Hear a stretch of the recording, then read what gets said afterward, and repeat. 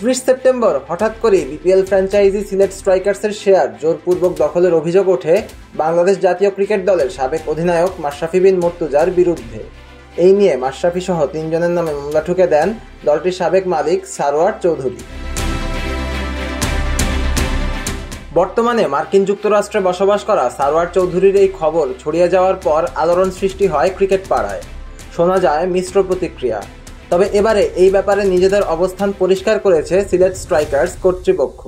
সোমবার রাতে নিজেদের ভেরিফাইড ফেসবুক পেজে এক বিবৃতির মাধ্যমে নিজেদের অবস্থান পরিষ্কার করে তারা। সিলেট স্ট্রাইকার্সকে বিপিএল এর 2 আসরে নেতৃত্ব দিয়েছেন মাশরাফি বিন মুর্তজা। একবার নিয়ে গিয়েছেন ফাইনালেও। মাশরাফির বিরুদ্ধে দায়ের করা মামলা এবং ঘটনা প্রবাহ নিয়ে নিজেদের অবস্থান এবার পরিষ্কার করল স্ট্রাইকার্স কর্তৃপক্ষ। পোস্টে সিলেট স্ট্রাইকার্স কর্তৃপক্ষের তরফ থেকে বলা হয়, সিলেট স্ট্রাইকার্সের 1% মালিকানাও মাশরাফি বিন মুর্তজার কখনো ছিল না, এখনও নেই। জোর করে মালিকানা লিখে নেওয়ার কোনো প্রশ্নই আসে না। ফ্র্যাঞ্চাইজির মালিকানার যে কাগজপত্র বিসিবির কাছে আছে সেখানেও মাশরাফির নাম নেই। এরপর একটা ঘটনা প্রবাহ তুলে ধরে স্ট্রাইকার্স কর্তৃপক্ষ। তারা লিখেছে, এবার আপনাদের একটি গল্প শোনাই।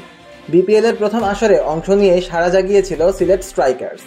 মাশরাফির নেতৃত্বে আমরা রানার্স আপ হয়েছিলাম।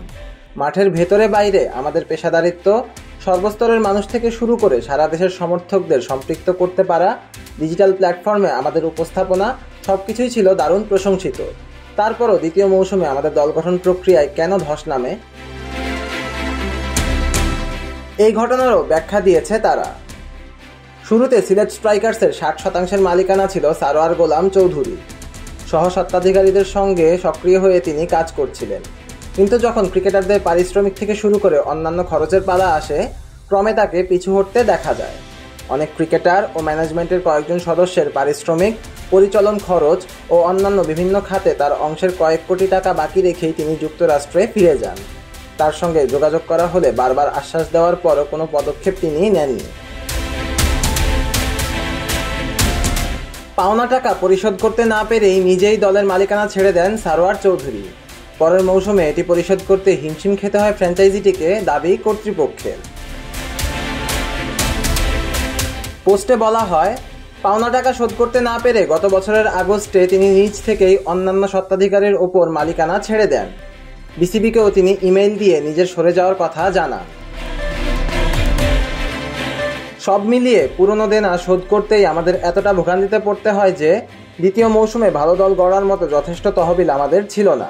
সীমিত বাজেটের মধ্যেই কোনো রকমে আমরা দল গড়ে টুর্নামেন্ট পাড়ি দেওয়ার চিন্তা করি। খুব ভালো মানের বিদেশি ক্রিকেটার আমরা আনতে পারিনি। এজন্য সিলেটের ক্রিকেট অনুসারী থেকে শুরু করে সমর্থকদের অনেক প্রশ্নের মুখোমুখি আমাদের হতে হয়েছে, কিন্তু বাস্তবতা ছিল আমাদের জন্য কঠিন। সবশেষে আইনগতভাবে পরিস্থিতি মোকাবেলার কথা জানিয়েছে সিলেট স্ট্রাইকার্স। এখন সাম্প্রতিক পালাবদলের পর দেশ যখন নতুন যুগের সন্ধিক্ষণে, তখন পরিস্থিতির ফায়দা নিয়ে কেউ কেউ ব্যক্তিগত উদ্দেশ্য হাসিল করার চেষ্টা করছে। তাই সিলেট স্ট্রাইকার্সের ভক্ত সমর্থক ও দেশের ক্রিকেট অনুসারীদের প্রতি দায়বদ্ধতা থেকে আমরা আমাদের অবস্থান তুলে ধরলাম। আইনি ব্যাপার আমরা আইনগতভাবেই মোকাবেলা করব। এখন দেখার বিষয় এই ব্যাপারে পরবর্তী ঘটনা প্রবাহ কোন দিকে মোড় নেয়। সিয়াম তালুকদার, অনফিল্ড।